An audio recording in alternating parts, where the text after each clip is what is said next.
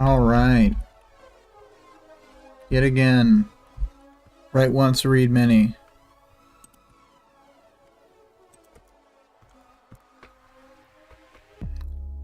This time we're covering chapters 14.6 and 14.5 and 14.6 rather. Just gonna quickly get that Discord link out there.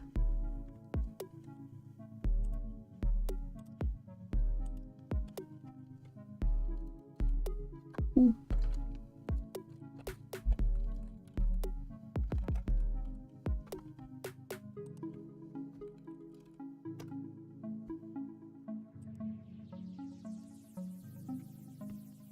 Okay.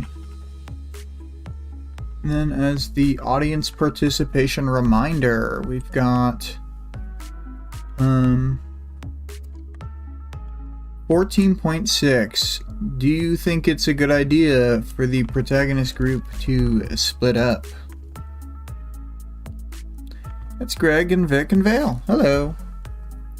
I'm not sure we'll see 2 + 4 × 5. Started a tad late, but you know. Let's see here.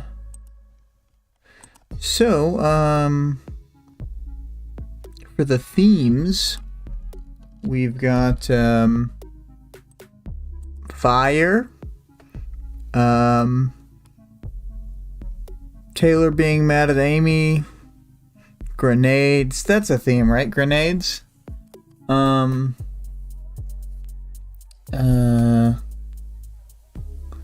Yeah, I don't know what themes.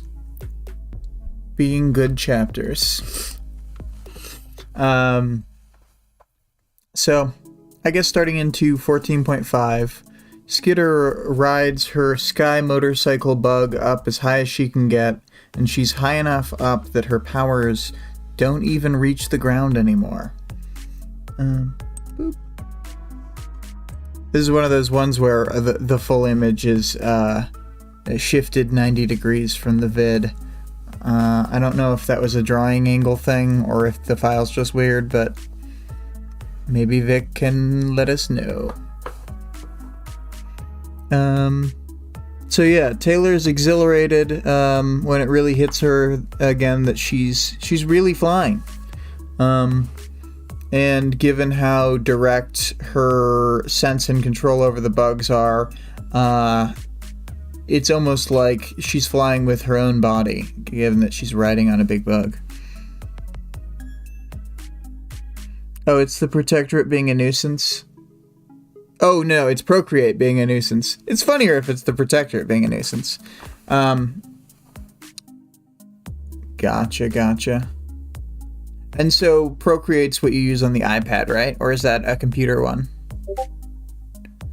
Oh, I forgot to turn off my notification sounds on Discord. We're getting all kinds of things today. Boop. The iPad program, yeah. Cool. But Taylor, flying around, being this high up, she has a sense of less bugs than she has been able to, feel around her since she first got her power. Her mind is finally quiet for a moment. She only has the bugs in her costume, the relay bugs, and then this new guy. So she realizes how reliant that she's become on her power for almost everything, when even basic stuff like looking around feels weird. Oh, Vale says, okay, I was typing my participation thing, and all I hear was Procreate, nuisance, and I was confused.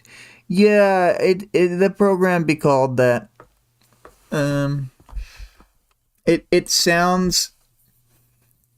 It's a weird thing to call a program, in my opinion. I'm going to call my new program Giving Birth. Who else says that darn procreation always causing nuisances? Yeah. So Skitter sees the plane that does the bombing run. It peers through a cloud, and then it drops a whole bunch of tiny specks that Skitter can see. She says there's like 50 to 100 of them, way more than she expected. And they center the attack on the parking lot where Jack and Bonesaw had been.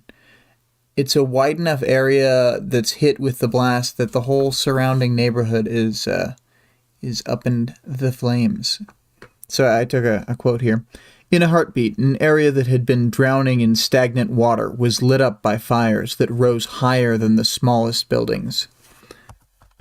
So yeah, got him. They managed to take out 0 Slaughterhouse 9 members. As we may recall, this bombing run is almost like a ruse to get them to be like, oh, they didn't get us with the bombing run, rather than, the real bombing run, which is on the way. And then, So the air around Skitter gets turbulent with the heat change. She manages to stay on bug and roll with the air currents. Riding the waves, if you will. The bombs wouldn't have dropped directly on the spot that they'd been before they ran away, but Skitter thinks that the heat or the shockwave from the blast might have killed them anyway. Had they still been down there. So Tattletale calls her. They exchange the code, letting each other know things are all good. They manage to get everyone out, even Amy. And, so Skitter asks, and Tattletale doesn't think that the bombing did anything. Consider everyone alive unless you saw them die, kind of thing.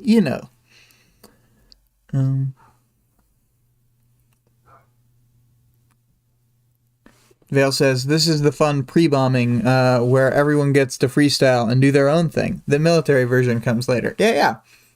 The freestyle bombing.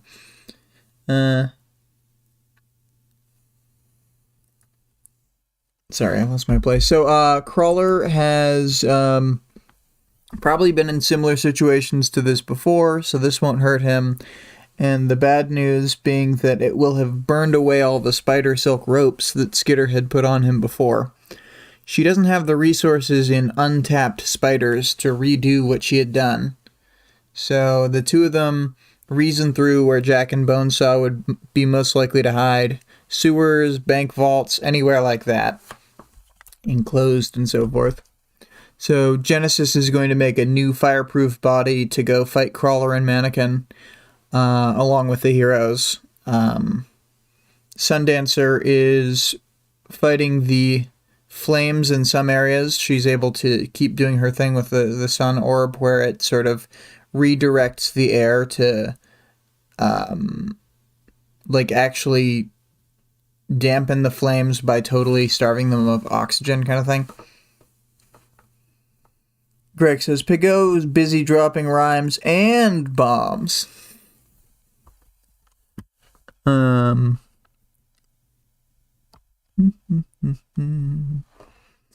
So, Tattletale wants Skitter to scout more, and if she sees Crawler headed somewhere, to follow him to the Nines meeting spot. Legend isn't in the fight, but neither is Siberian. They seem to be off fighting each other. And Fire having killed off most of her bugs, Skitter's being careful not to bring her new beetle too close to the superheated air that's radiating from below. Seeing Crawler, she also notices where the heroes are frozen in time. Weld is sort of like, he's not frozen, he's normal, and he's standing guard over Cash and Clock Blocker.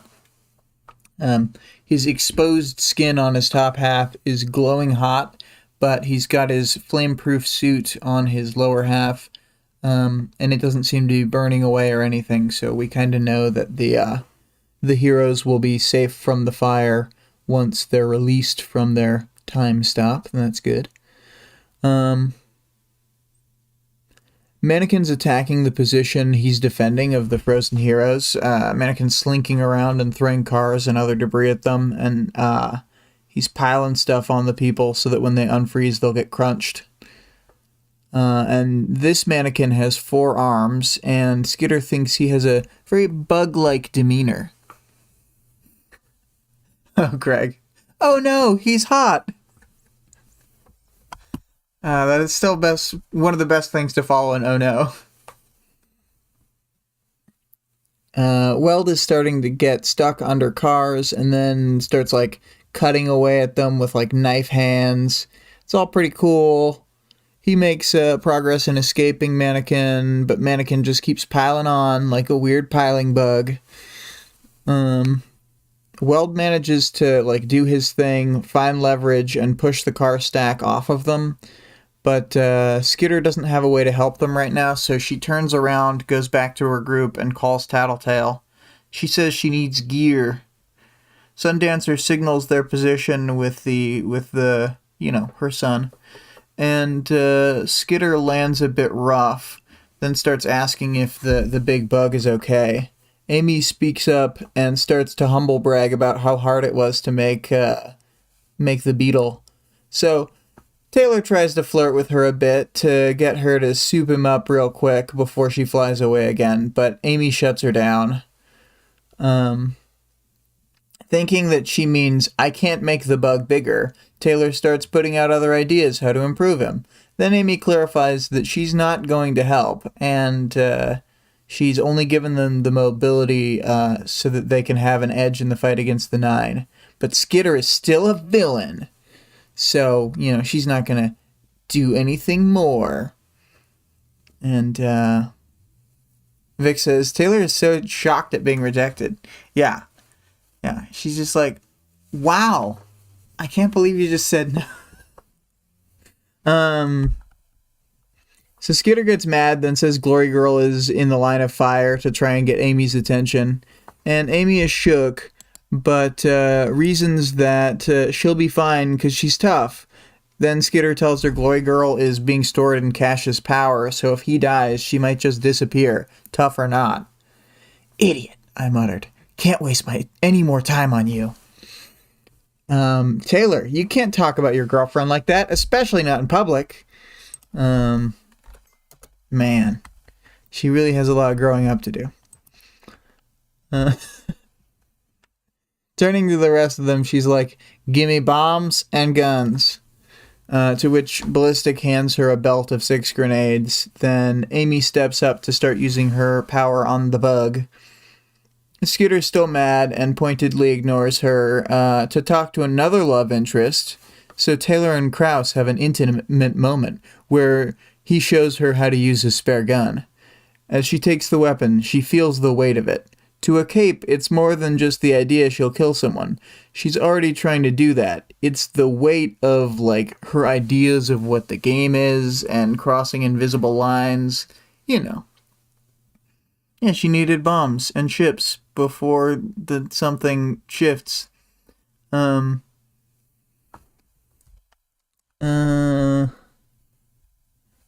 When Skitter climbs onto the beetle, Amy tells her she's changed the control scheme on the flying to try and make it easier to background. She's got a new toggle setting that lets her keep a command going, but she thinks it could be dangerous to use, so she's only going to conditionally use it. Amy says to focus on helping her sister and gets a curt response. Skitter is tired of her bullshit right now, so she's even irritated by the new bug controls not being useful to her. Flying back to the fight, Weld and Mannequin are still at it. Mannequin sort of chain wraps Weld, and they're still flaming truck leaning on Cash. Skitter takes a huge, crazy gamble and uses a grenade to explode the vehicle away from Cash. Mannequin takes a moment to size up Skitter being here, and Weld salutes her with a knife arm. As you do. Skitter and Weld work together a bit to fight Mannequin. She spends 2 more grenades. Skitter mentally compares the 2 on the ground. They've got a lot of similarities, but Mannequin can't really hurt Weld. However, he's also too mobile for Weld to ever get a solid hit in. Unfortunately for the heroes, Crawler heard the grenades go off and finds where they are. So Skitter yells down to Weld that Crawler is about to reach them, Mannequin tries to use the distraction to throw another car. Skitter interrupts with her fourth grenade, but Weld doesn't have the same ideas about tactics that that Skitter has. So she has to give away the surprise and yells to him, "Grenade!" which Mannequin escapes from in that moment. But Weld stops to avoid getting blown up, but we'll see in a moment that it wouldn't have really done that much to him, because Crawler smashes into him, starts tearing him up with his claws. Crawler's even strong enough that it barely matters that Weld is made of metal. But Skitter throws a grenade at the situation, and Crawler tries to use Weld as a bat to knock the grenade back. It would have worked pretty well too, but the grenade explodes really soon after being hit by Weld, and it just knocks Weld out of Crawler's grip. So as he stands up, Weld starts closing up his own wounds with his shape-shifting abilities. So that's pretty cool. Yeah, I too had forgotten that he gets some of his guts ripped out, Victoria, or Vic. It had not stuck in my mind, but now I think it will. There's something about the description of, let me see what it says. I think it's his silver skeleton or something. Skeleton. Organs. There we go. Crawler's claws tore into him, revealing bones and silver, organs in copper and gold. Is pretty cool. Greg says, "I'm telling you, grenades work. Anytime I had a problem, I threw a grenade. Boom. Right away, I had a different problem." He's giving us the Jason Mendoza speech. Always inspiring. You can create entirely new problems.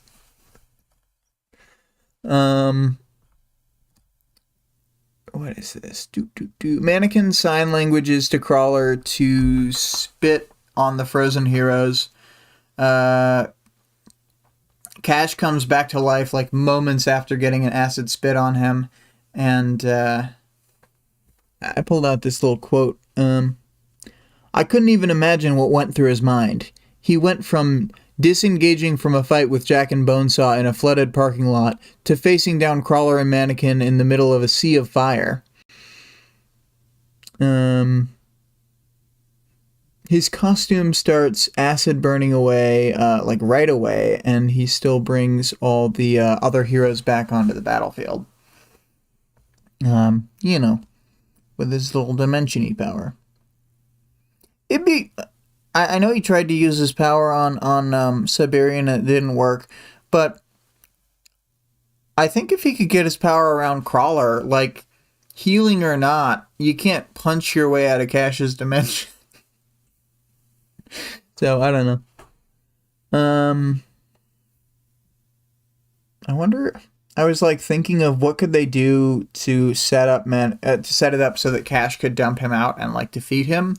And I'm pretty sure that the Nanothorn does kill Crawler. You just have to hit him all at once with it. So you'd have to set up a big webwork of Nanothorns, then have Cash be deposit, and then Crawler just falls into it and is suddenly a bunch of dust. Anyway.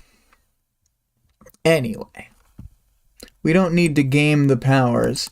It already played out in the book.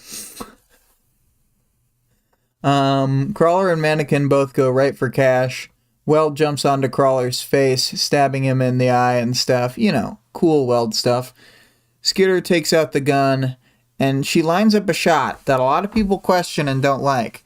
But when judging the situation, we should all remember that her brain is a bug-based targeting computer, and whenever she's being super aggro or ruthless, she kind of gets an edge on everything she's doing in that regard too.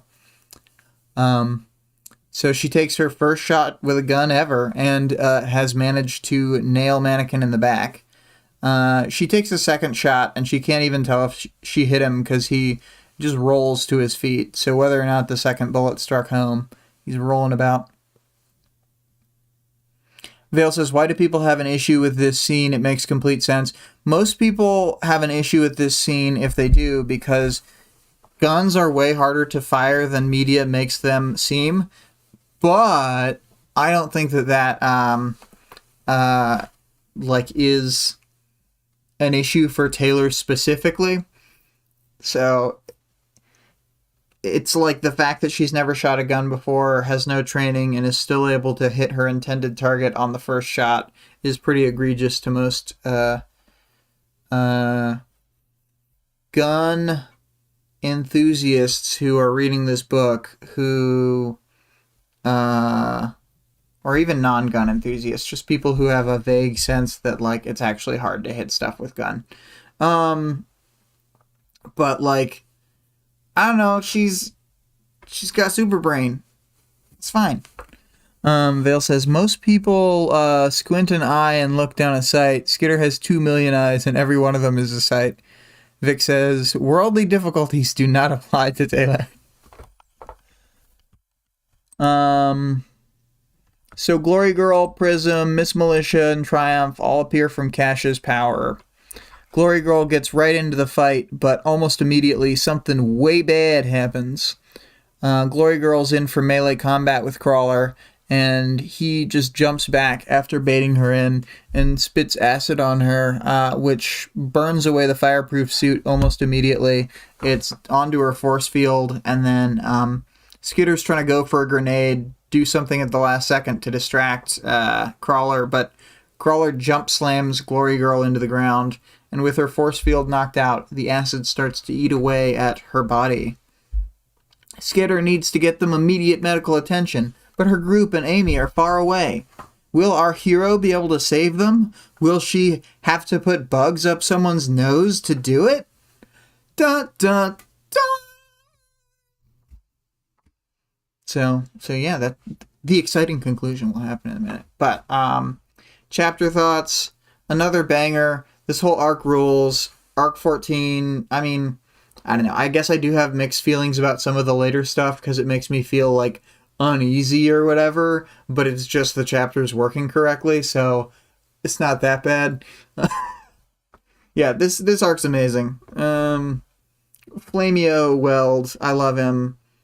He's trying to not be totally nude, but, you know, he's got to take his shirt off. Flames out, guns out. Yeah. Vale says, this is easily the third worst thing that happened to Victoria today. Yeah. Easily. Let's see here. What was I gonna say? I don't know. I like all the little things about this. I like how, like, if the heroes had been out in force from the very start of the fight, they probably would have been in, like, an advantageous position, but they're kind of caught out of position just, like, briefly, and it makes all the difference in the world. Like, it's such a huge turnaround between if they had, like, just all been ready a minute earlier or whatever, which, like, they couldn't have been ready earlier, because if they had been ready too much earlier, then Cash would have gotten crunched by the cars. But they couldn't have been much later either, because Weld wouldn't have been able to keep holding them off. It's all about like that setup and positioning. As Victoria will tell us in in Ward, the order of operations is information, positioning, execution. But anyway, so 14.6, I think I'm ready to move on to it. It's a pretty direct continuation. Weld calls out some orders for his team that they need to defend Victoria. Vista and Flechette seem to have needed that to get them focused after they got out of Cash's dimension. Miss Militia is leading the adult heroes. We've got Vista making a big difference against Crawler. He can't use his acid spit most of the time now. Like, she's just shutting that down, and like he can't run at people for shit. Flechette shoots him in the face, but he loves it. He's fucking laughing and stuff. You know, if I was Flechette and I could get like a good shot in at someone, not that you'll hit him because he's so goddamn dodgy, but if she could hit Mannequin, he'd be done. Like, I think her power would just like instantly kill him if she hit the torso section.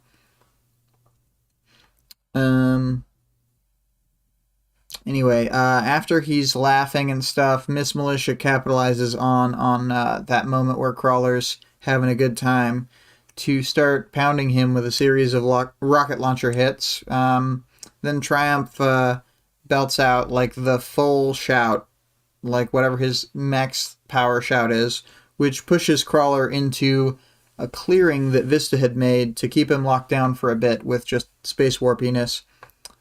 While all this nonsense is happening, then Battery and Prism move in to fight Mannequin, and they're able to keep up with him pretty well. But you know, he's still Mannequin. He's like blade slinging. So I didn't really explain it here in this part, but I'm going to talk about it in the Powers Knowledge. Prism can duplicate herself and then like recombine, and he's like sling blade murdering multiple of her duplicates as they come out.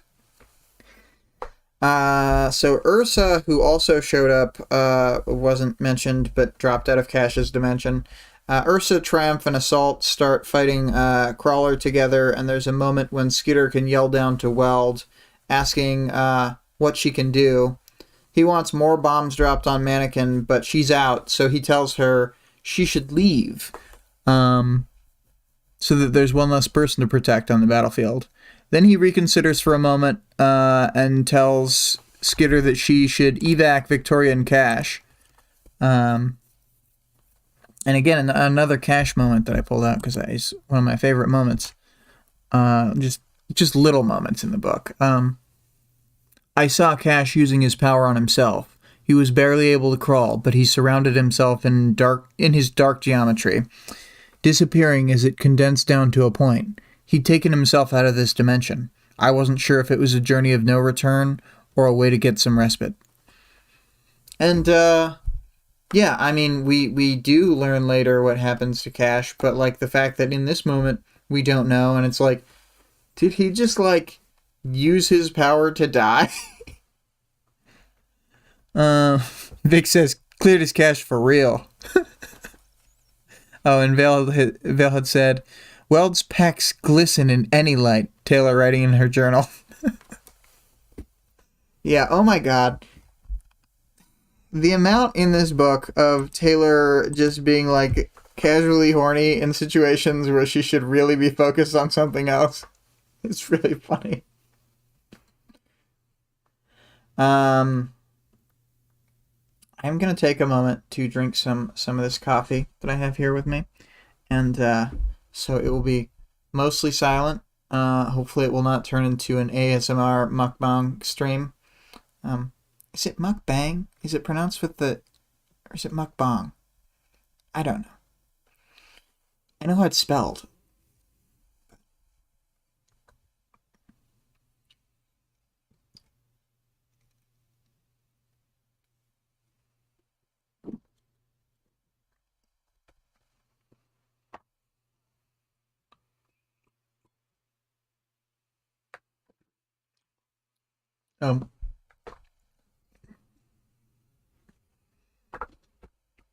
Oh, okay. So Greg says, despite the spelling, it's pronounced bong, so I did pronounce it right the first time. Huzzah. Vic says, Weld is just too hot. I don't blame her.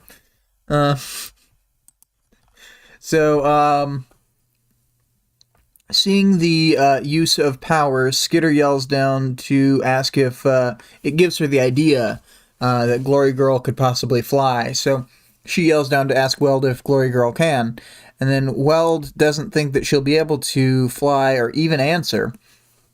But after asking her something, or saying something to her that Taylor can't hear, he picks her up. He super extends his arm. When I imagined this the first time, I don't think I read the full... Well, obviously I was listening to the audiobook thing, but like it didn't register. I thought he was like slightly extending his arms, then throwing her. He extends his arms 30 feet behind her, like super stretching them, then catapults her with these 30-foot long arms. And then Skitter, not really ready for this, manages to get in position just in time, and then she needs to catch her without touching the acid. So it's really awful. She catches her by the hair and the intact portion of her costume, but like half of all the force holding up Victoria is directly through her hair. I hate it. So Skitter's worried that she or the bug are going to get force field punch, and exploded, essentially. Fly! I scream the word. Lift up! Glory girl! So, she's flipping out a little bit. Victoria's face is straight up melting. Skitter can't tell if she can even hear anything, but she keeps shouting at her to fly. Skitter starts to feel some lift and then is able to let go of Victoria's hair and leads her through the air by the hand. They fly as fast as the beetle can manage and don't try anything fancy with Victoria's flight given her condition. Skitter sees Genesis running toward the fight, passing below them as like a wingless dragon thing. Which sounds pretty dope, and I bet she helped out the fight a lot. But we don't get to see it. The Skitter media doesn't want you to know how powerful Genesis is. Deciding the beetle needs a name, she thinks about his basis as a Hercules beetle, and thinks of Atlas, the titan who was tasked with carrying the world on his shoulders.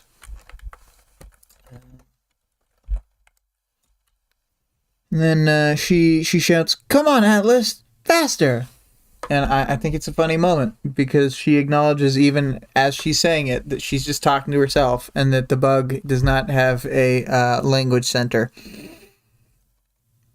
Vic says, the way Weld just launches her into the air is insane. Maybe his backup plan was to have her die from the landing so that she wouldn't keep dying from the acid. As terrible as that is. But anyway. Vic says, for real, put her out of her misery. Oof.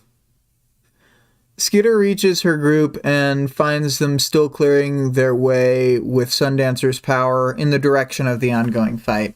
The dogs are pumped up, and they're fanned out around them, so they aren't riding the dogs at the moment.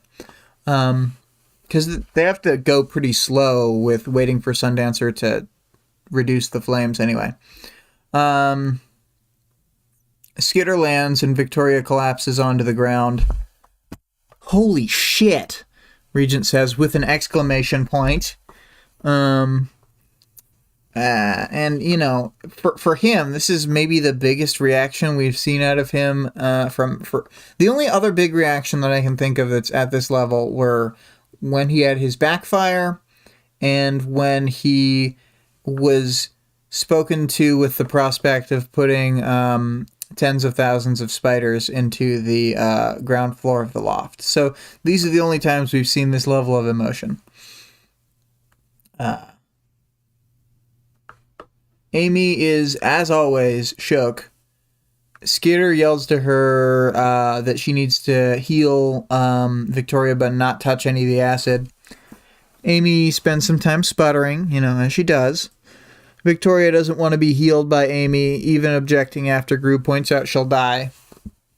Tattletale says to do it anyway, and Victoria starts blind swinging her arms with super strength as a show of force.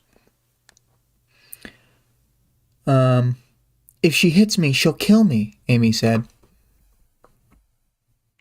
Tattletale is so sus this chapter, says Vic. Do it, don't do it. Well, okay, so she's not fully consistent, but I feel like she's always working toward the same goal, even if moment to moment it seems like she's changing tack. Because, Vic says, you better not be doing it, grabs Amy's hand. Yeah, because what she really wants out of this situation is Amy to vaguely heal Victoria to whatever degree she can, to fix the mind thing that she's done, and then for them to be done with this portion of the situation. Vic says, I agree, but I get why Amy is like, question marks? Yeah. No, she's all over the place, but so is Amy. Like, Amy is, like... And I think part of the reason that she does the whole thing is to get Amy to do what she does, but Amy is balking at literally everything, so she kind of, like, conversational judos Amy into, like, into wanting to heal Victoria, even though she didn't want to get near her. But then she fails to turn things around again because she starts going for a more direct tack. For some reason, she can't, like, piece together. She needs to keep doing reverse psychology. But she needs to go... She starts going for this direct, like, you need to heal her mind, like, thing. Which is a good thing to say, but it's not effective in getting her to do it, unfortunately. I think she needed to...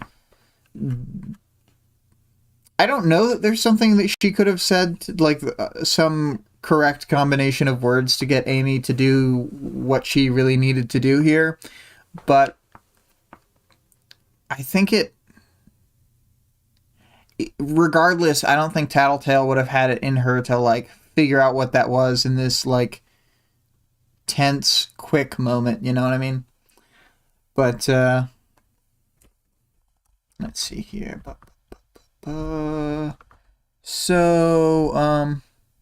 Vic says, I think if there was more time to calm Amy down, it wouldn't have happened this way.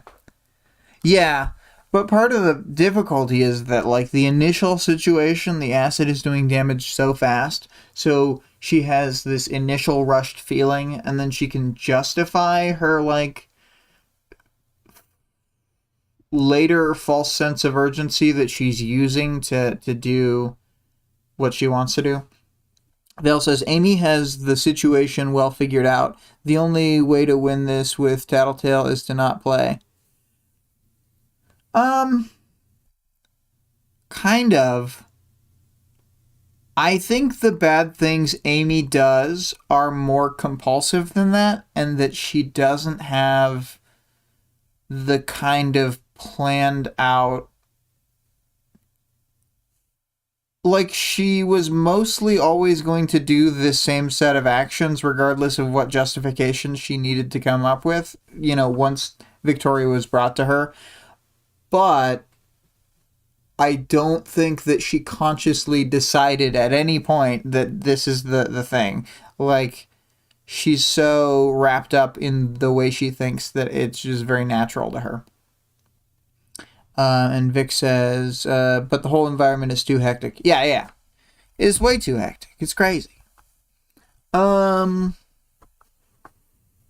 so, you know, I'm going to take another brief coffee moment before I jump into this next section where I'm basically kind of reading what I wrote about that stuff. Just like Sammy explained. So, yes, I'll give you a brief intermission.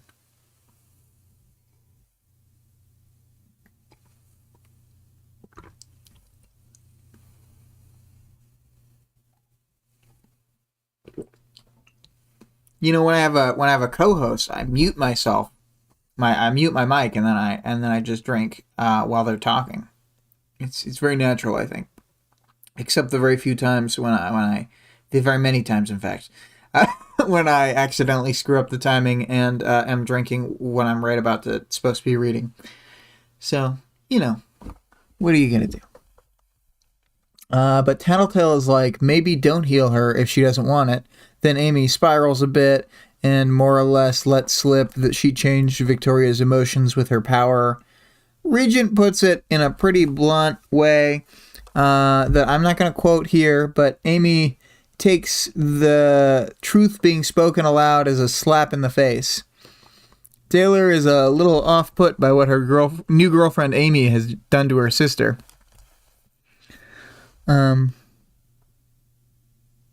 Vale says, why would you mute yourself? This is part of the Slice of Life podcast experience.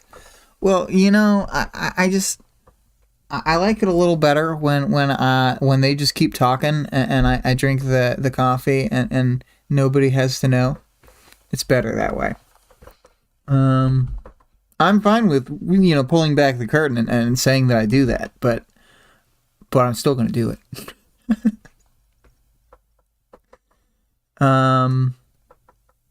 So Imp shows up out of incredulity. She appears for the first time in these 2 chapters. She's like, what the fuck? And Amy's like, it was an accident. And then Imp says, how do you do that by accident? Vic says, I love Imp. Yeah. So Tattletale cuts through the bullshit. This is a time-sensitive situation. The acid is burning right now. So she lies to Victoria, telling her that she's going to try to use sterile water to wash out some of the acid. And once they think Victoria won't take a swing at them for getting close, she grabs Amy and shoves her toward Victoria. Amy stares back all aghast. Scandalized, it says in the book. But when Tattletale mouths the word go, then Amy touches Victoria and paralyzes her so that she can start working on healing her. Yeah, she just materializes to shame Amy. Absolutely. Greg says, Imp has big paw wraith energy. Yeah, she shows up behind people to just say, owned. And, later on, not to spoil things, but Imp gains the power to just allow people to hear her voice without perceiving that she's there, so they just know something was said. So she could definitely paw wraith people really easy.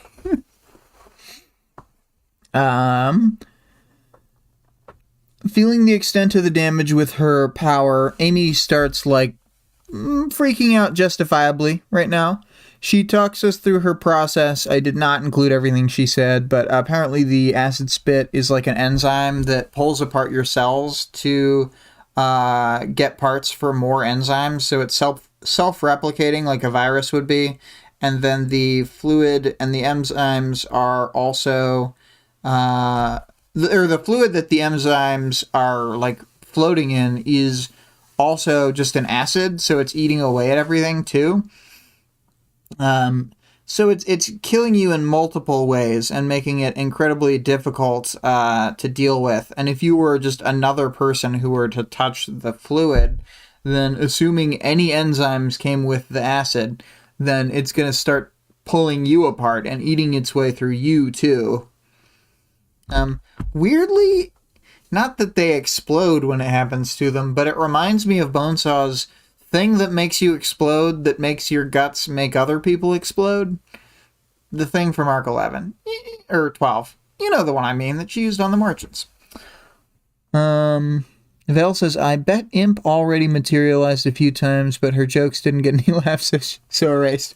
Yeah, I kind of love when we learn that she does that later, that if something doesn't go off well enough, then she, essentially cuts the tape further back, and she makes people forget that she said whatever quip didn't work, or didn't look cool enough, or whatever the case may be.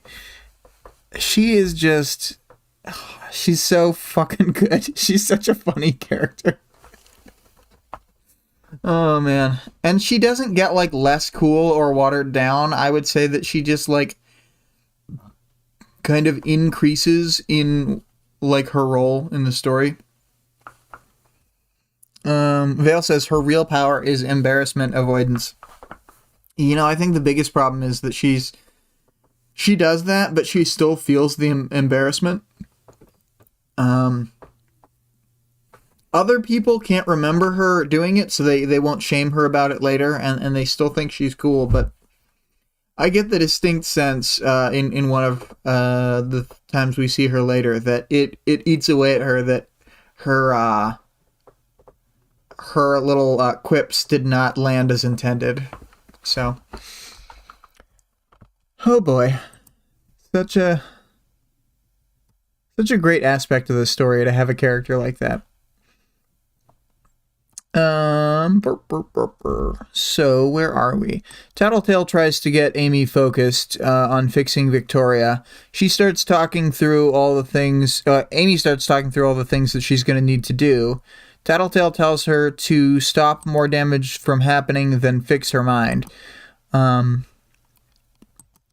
Amy starts making up reasons why she can't undo what she did to Victoria's head, and that part is important to leave as is right now. Clearly, it's very important that Victoria still be artificially in love with Amy. It's the core of the conceit, in fact, of how you heal someone is to change their emotions so they're in love with you.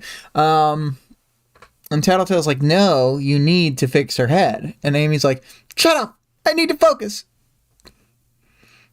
Val says, Imp is amazing, 100% agree. Yep. They can see that there are visual changes to the edges of the wounds. It's clear to Skitter that the enzymes are no longer like eating further into Victoria. And Tattletale asks if Skitter is going to go back to the fight. She says there wasn't anything for her to do from there, or that she could do from there, and it was too dangerous for Atlas. Tattletale comments on the name, saying she likes it, and Skitter, she shrugs, you know. Skitter asks Amy if she should bring bugs to use for raw materials in the Victoria project. Amy gives her a look, you know. Skitter says there was an issue of not having enough Victoria to make a whole Victoria, and this would fill in the gaps. Regent has a quip about human spider hybrids, and then, you know, drops some stuff about what Amy did to Victoria. And Skitter talks some bug nutrition facts. Gru's impressed with her. He's like, wow, she knows a lot of stuff. My girlfriend's pretty cool. Hope she doesn't leave me for Amy. Then Skitter tells the group that she was planning to test eating bugs if food supplies were too short to feed her people. I felt like I really just couldn't leave this Regent quote on the table, so I pulled in the whole thing. Wow, see, you just started off by making me think you were warped and creepy because you were suggesting Panacea turn Glory Girl into some sort of bug-borg, and now you're making me think you're creepy and weird because you wanted to feed bugs to people who aren't your enemy. Yeah, it's great. Vale says, all is fair in healthcare and war, as the saying goes. Vic says, I wish they went to PB in Adventure Time route. We didn't have enough material to reform her, so she's 12 now. Yeah. Oh my god. That would be so much crazier for Victoria because, like, her whole tweenhood was, like, defined by her weird inferiority complex around not being, not having powers and not feeling like she was truly a part of the family and stuff. So she'd get to relive her tween years as a superheroine and realize that she's even more unhappy.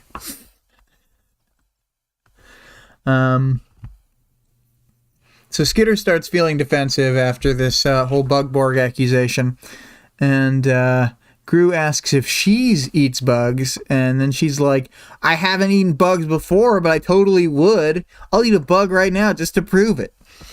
And Amy's like, give me the bugs. Give me the building set you offered previously. I will accept. And so Skitter starts to move in a bunch of bugs that she hadn't deemed battle-worthy earlier. Vic says, heal your inner child, then realize the things your inner child wanted were actually worse. Yeah.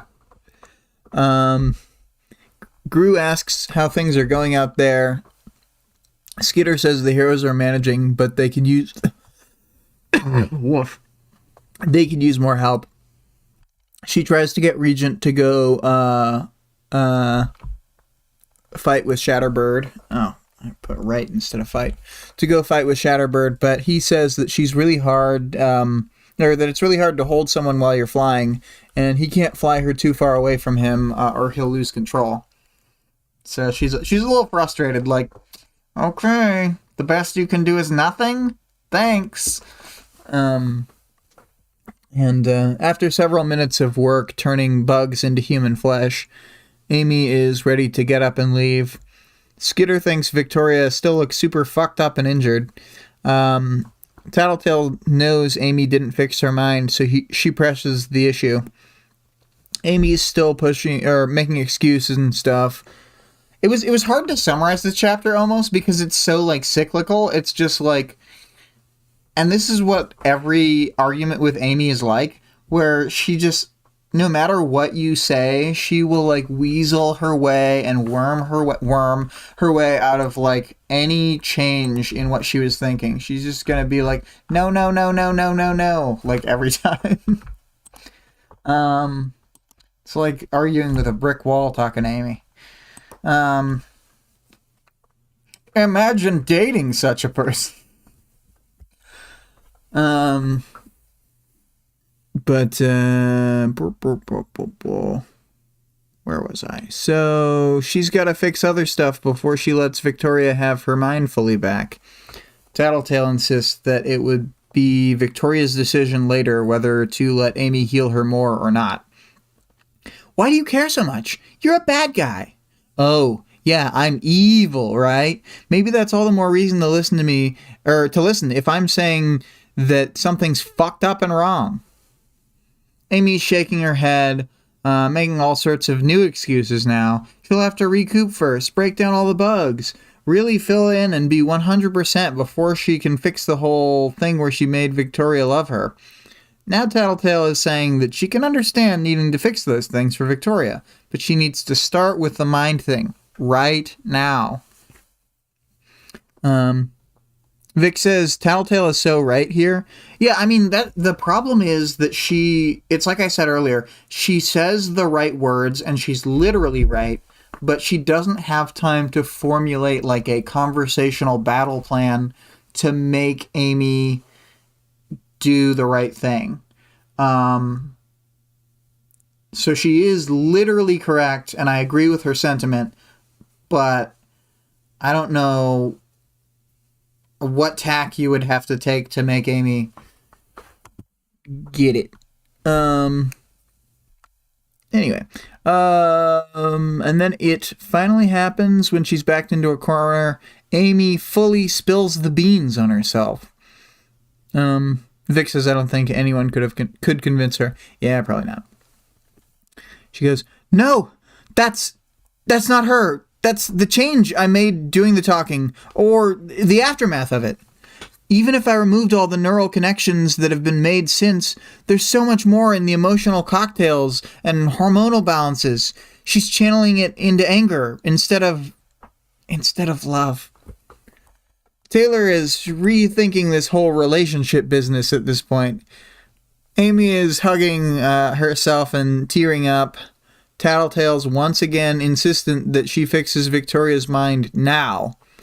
Amy starts to say that she has to fix her body because the whole thing is her fault, that Victoria wouldn't be injured if she hadn't changed her emotions. Skitter says that it would have happened regardless because it was all so fast in the moment. Amy argues until she's completely unable to be reasoned with, and Victoria kind of wakes up and Amy helps her stand. Tattletale says Amy's lying to herself and making things worse. I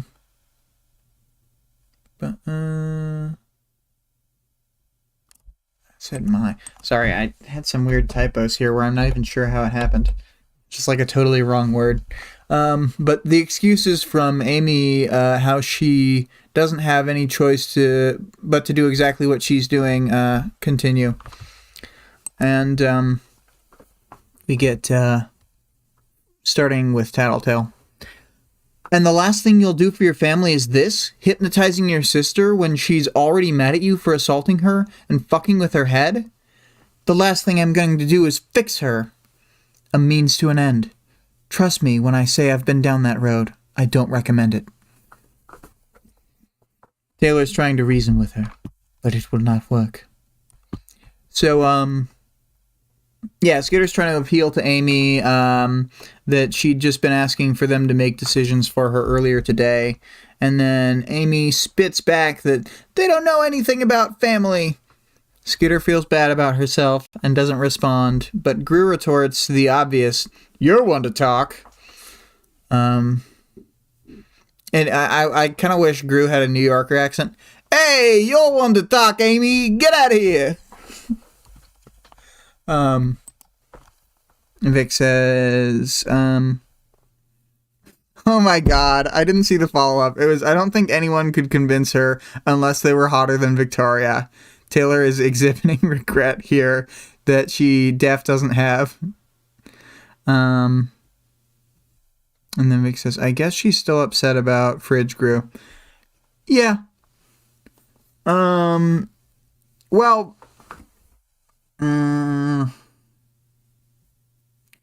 I think that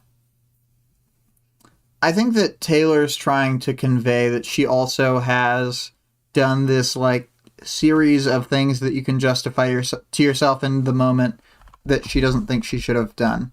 So, the Veil says we can leave the accent for the casting. Yeah, I don't want to keep anyone from this amazing Worm anime casting. So. Any voice for Gru is welcome. Even like a silly, like high-pitched voice like, "Are you not taking me seriously?" And then, his darkness makes it sound more normal, so that's why he uses it. But anyway, so Amy asks why they even care what she does, and Tattletale drops another truth bomb on her. In the time that Skitter was out fighting, Tattletale had talked to Gru, Bitch, and Regent about Panacea joining the Undersiders. And the only thing about this that seems to shock Skitter is that Bitch was on board with it. So, she seems pretty fine with the idea. Amy rejects them and says that they're hypocrites. She's all scowling and like, how would you even ask me that?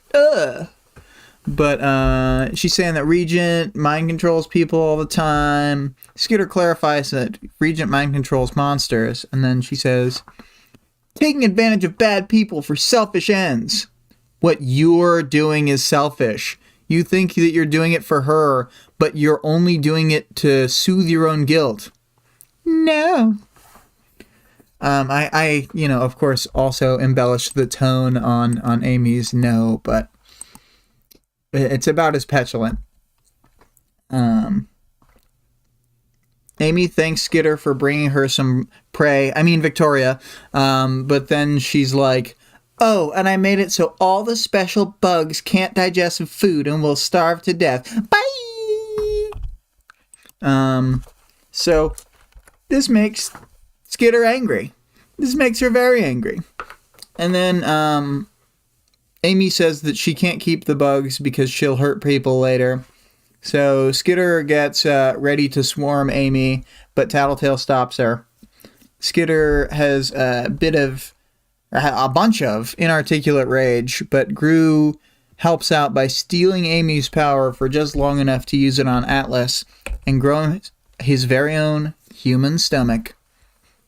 Given that Gru doesn't have a super biology brain, when he steals the power, because he doesn't have like the intelligence behind the powers, you know what I mean? Like he talked about how he can only use kind of a rawer version. He was only able to whip up something with a blueprint that he already had on hand, his own stomach. Art swap time. But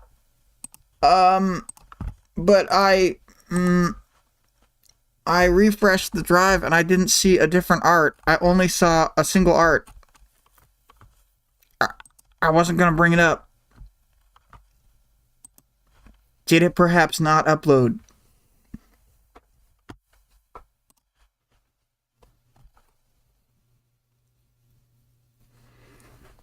So, we will temporarily coffee intermission once again.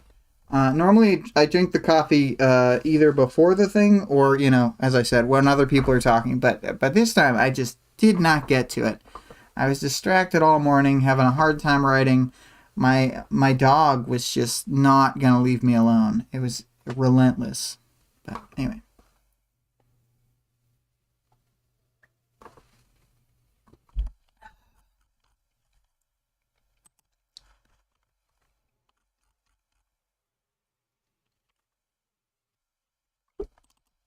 Aha!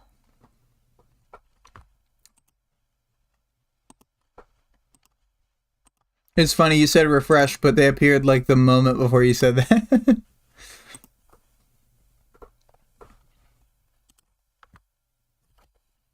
Alright, so boop, boop, boop.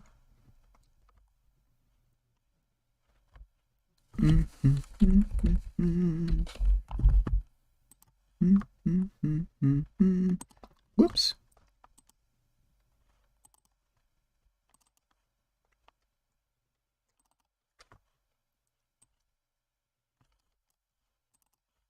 Boop.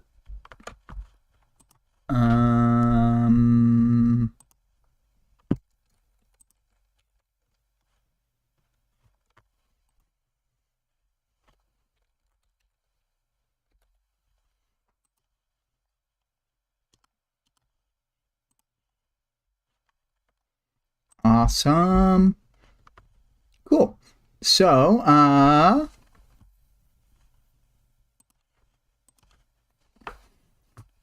yes. So yes, he has stolen the power, and I think we're seeing that happen right now. Oh, they were in the wrong folder. We almost missed the Victoria ass art. So sad. It's true, we almost missed that. So just to finish my last little line here, because I didn't have much more. Skitter doesn't know what to do, and Gru says she should scout again. They don't know how things end, or they don't like how things ended with Amy, but they need to keep their heads in the game. Regent says to focus the scouting on searching for Jack and Bonesaw, who are still the two they're trying to kill the most. Tattletale figures out where they are and sort of leads Skitter to the right conclusion that they'll need to search the Endbringer shelters, since they can't find Jack or Bonesaw anywhere else. So, yeah, final chapter thoughts. Another banger. The Amy Victoria storyline, really good. And, I mean, like, I feel like along with the chapters that we'll get at the end of this arc that are, like, more conclusion about this, is really excellent. Oh, I like that. You did different color texturing layers for the darkness than for the rest of it. That's pretty cool. To switch it to the real version. Whoop. Nope, not that. To switch it to the real version.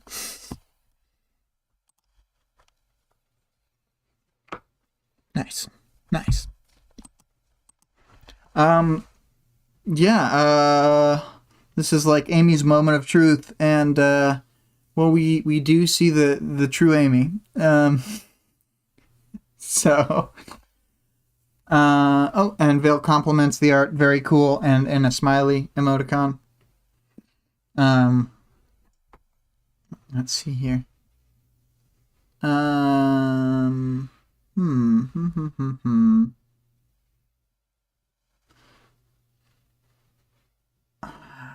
I guess I don't have too much else about this chapter that I didn't say during the summary.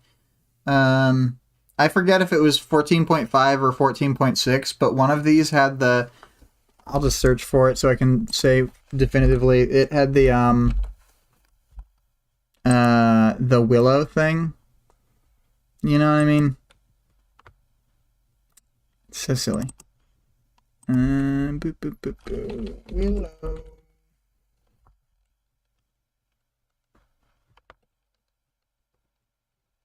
Oh, yeah, okay. You know what it is? It's that it was removed from the text, but it's still in the audiobook of 14.6, cuz someone pointed it out in the comments or No, he didn't take it out. For some reason, the search just took me to the second instance of the word. Wouldn't it have been great if he took out the supple willow versus sturdy oak dichotomy from this chapter? If only. Like, that's the edit pass we need. Just remove all references to willows and oaks. Not to give it too much shit. As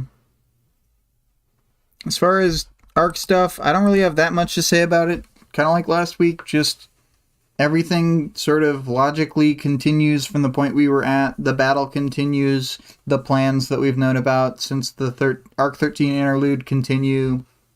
We know what is theoretically upcoming. We know that there's going to be a bombing run with Bakuda's weaponry. We know that,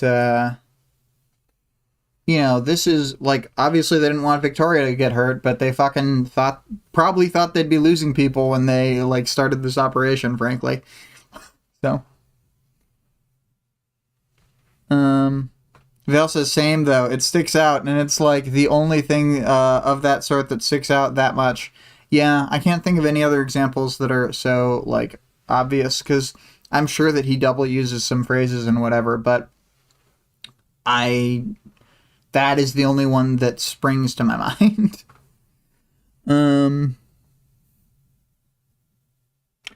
Also, I just realized something. It didn't occur to me when I first moved to the image. I had thought, Vic, that you weren't going to do any of the acid burn stuff, but then from this, far angle, or not angle, but far distance, you kind of did. So interesting stuff. I know that you didn't want it to be too disgusting, so it's fine with the bug parts. Okay. You had mentioned that. I just... Oh, you didn't want too much gore. Yeah. That makes sense. Yeah, and it's not that I necessarily wanted that portrayed either. It's like I said, when you were, like, not sure what ideas to use, I was just like, maybe them talking to Amy? Because I wasn't sure either. But I like this. This is a good moment. And the fact that she's, like, princess carrying her, or bridal carrier, or whatever, it's very... Amy's being very self-indulgent, I think. Not that she doesn't already do other self-indulgent stuff generally, and the whole mind thing is the core example, but, like, I don't know. It's just like, this is what I already wanted to happen, but with, like, full normal skin.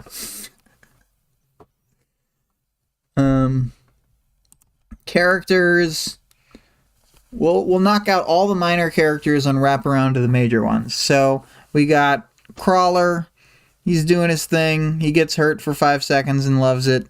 We got Man of Quinn. He is excellent in his little fight with Weld. He's just popping around, launching cars.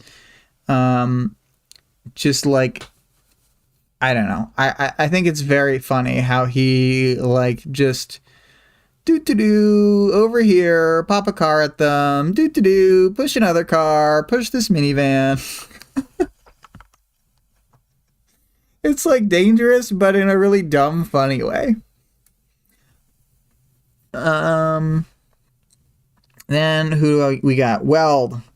Weld's just not on the same page with Taylor, but he does appreciate her support. They are still comrades in arms against an S-class threat, as you must always be. Then we got, who else? The basic wards, Vista's super helpful, but we don't really learn much. Flechette, same thing. I don't think that we really get any info off Clock Blocker, although he must be freaking out given that he's conscious within his flameproof suit through all of the stuff of fucking mannequin car launching them. Vic says mannequin is always such a little shit. Yeah, I don't know. I love him when he's just got a plan and he's like, I'm just doing the plan.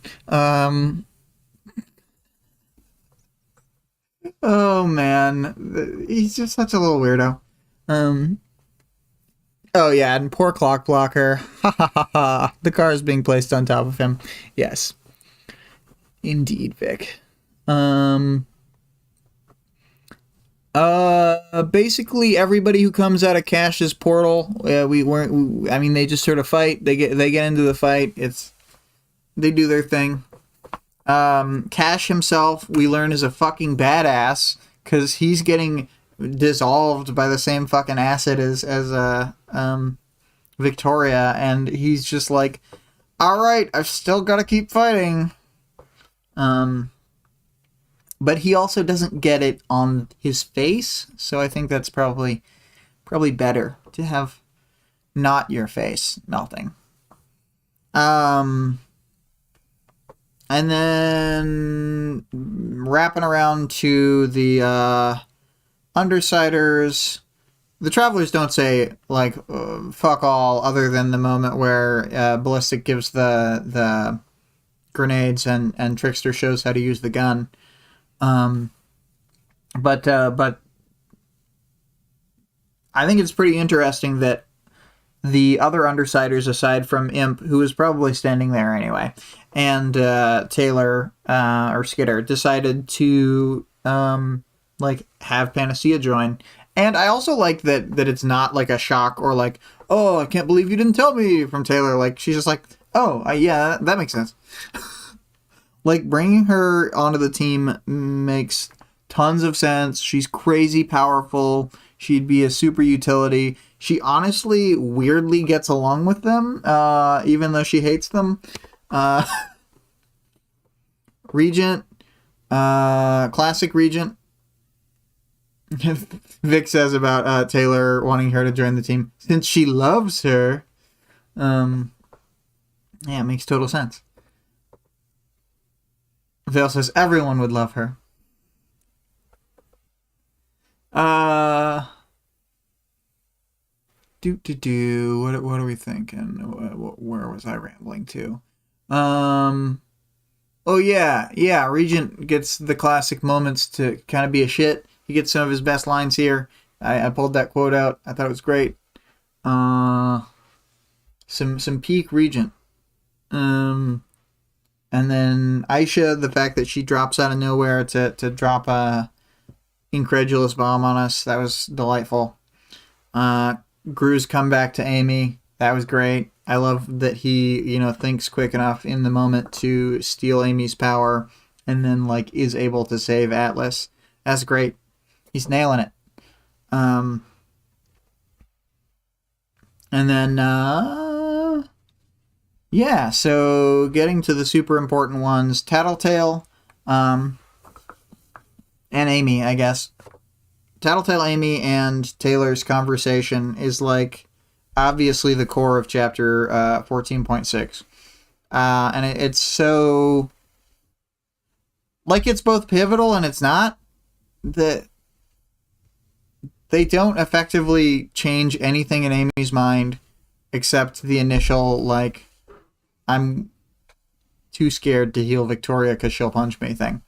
Also, Vale, if you're saying everyone would love her as a joke where she would use her power to make everyone love her, but she might, though. I don't know. Maybe she would, though.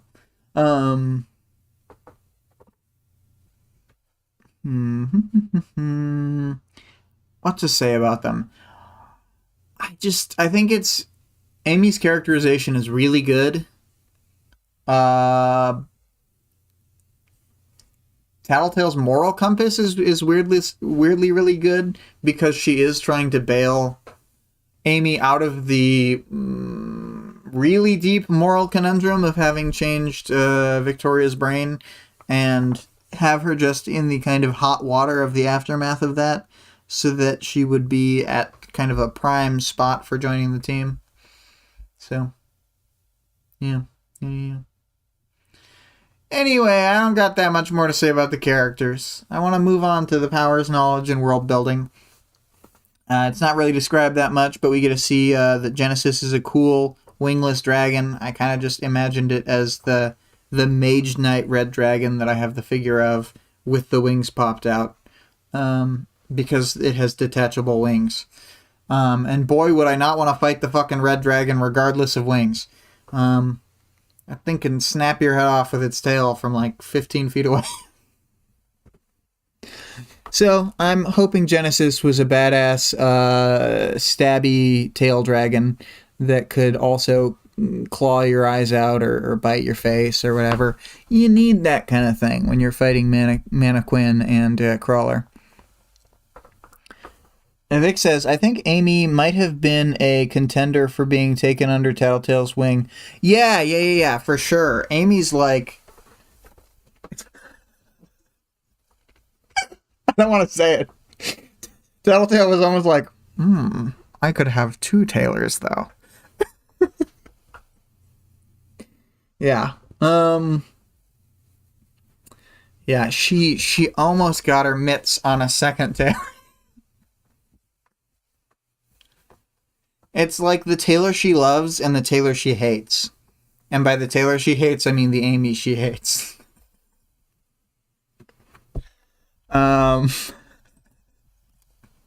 So, and I also feel like,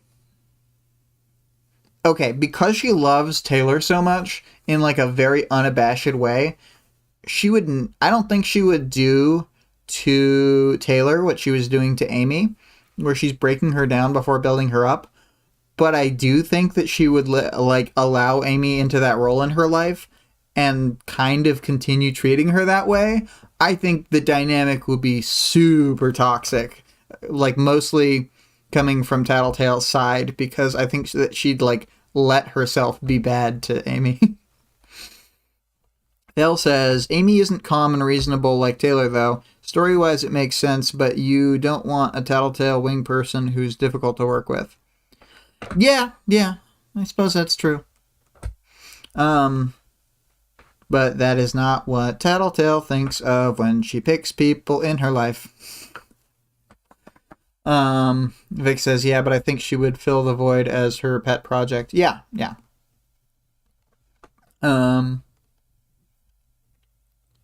Taylor's goals are a lot more reasonable than Amy's. Yeah, that too. It would be pretty fucking hard to fulfill Amy. And easier to fulfill, well, yeah, God. Say it right as I'm saying it. I mean, obviously you typed it like 5 seconds earlier, but... let's see. Oh, yeah. I thought it was really cool that Weld could change shape faster when he was all molten hot, when he was all melty already. Because his power is to change form with his own heat, so it doesn't take very much of that.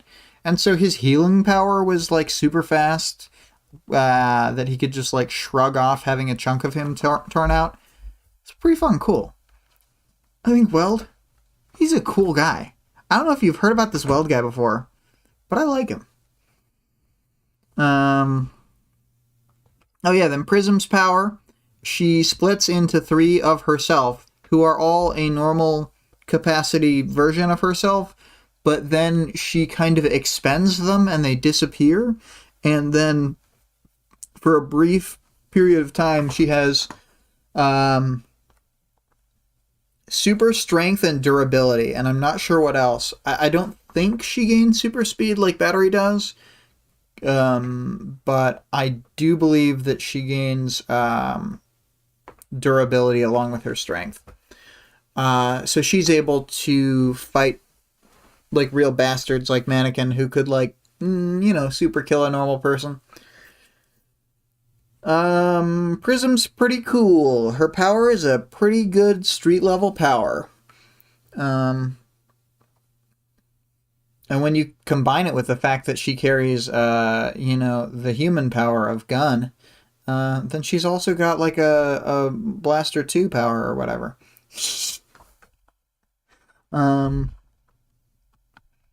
Let's see here. Were there any other things? Oh yeah, Amy's power being able to use bugs to make human skin. Obviously, it's something that we could have thought up if we just thought about ways to use her power, but it's pretty cool to see her actually do it. Oh, and same with Gru's darkness. Like, yeah, we could theoretically guess that he could take Amy's power and make a human stomach bug, but to see it actually happen, pretty fucking cool. Like that's another thing about the book that I like to acknowledge a lot of the time is that just like moment to moment, so a lot of cool shit happens in this book.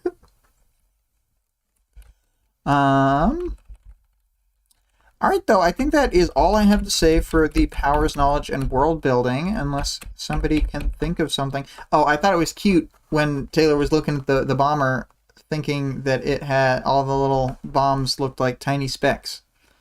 And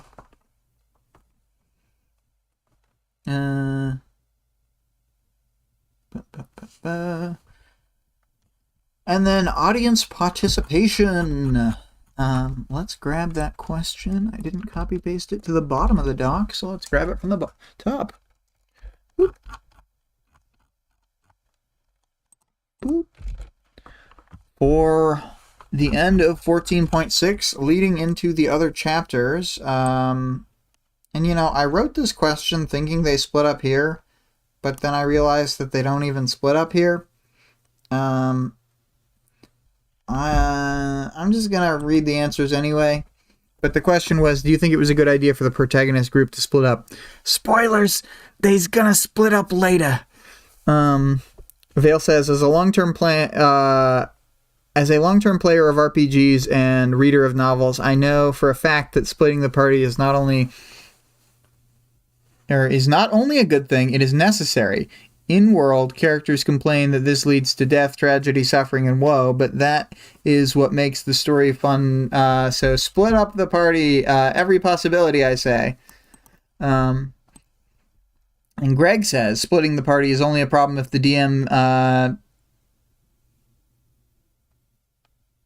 fails to improvise and prevents the smaller group with full party smaller groups with full party challenges. Thankfully, Wildbow brings in a classic solution: helpful NPCs. The heroes fighting the 9 round out the combat encounter nicely. Sure, they took some damage, but that's what they're there for, right? Yeah. Cool.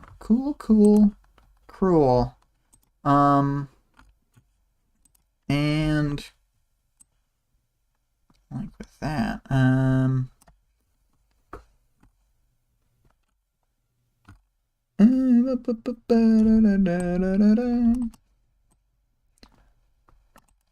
okay, so for 14.8, after that very brief thing, for 14.8, the question is going to be,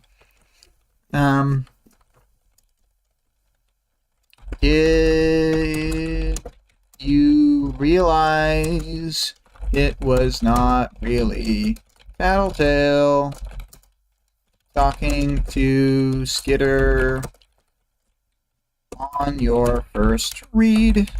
Which I did, but apparently some people didn't, so weird stuff. But the Tattletale says something very out of character and strange at the end of 14.8, and you realize that it's not really Tattletale standing there. Maybe. And if you are reading this for the first time, I've ruined it for you. New readers beware. There are moderate spoilers in this stupid stream. But yeah, don't really have anything else to say. It's been another fun one. I'm gonna start up the outro music and read the links. Vale says, I was a late adopter of that fact.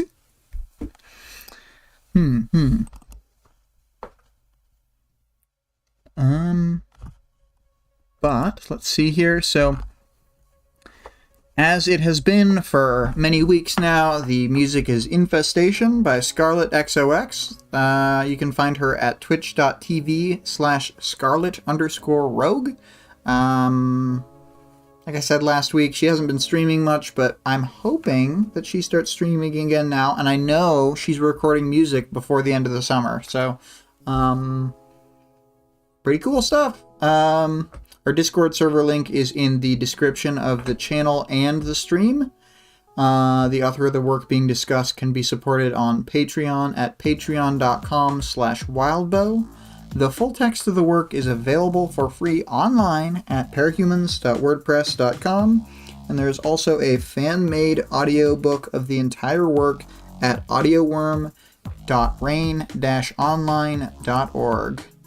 Vale says thanks as always, and thank you as always, Vale, for being here, and same to Greg and Vic. Greg says later. So, yes, I'm going to mute myself now and let the rest of this lovely song play out.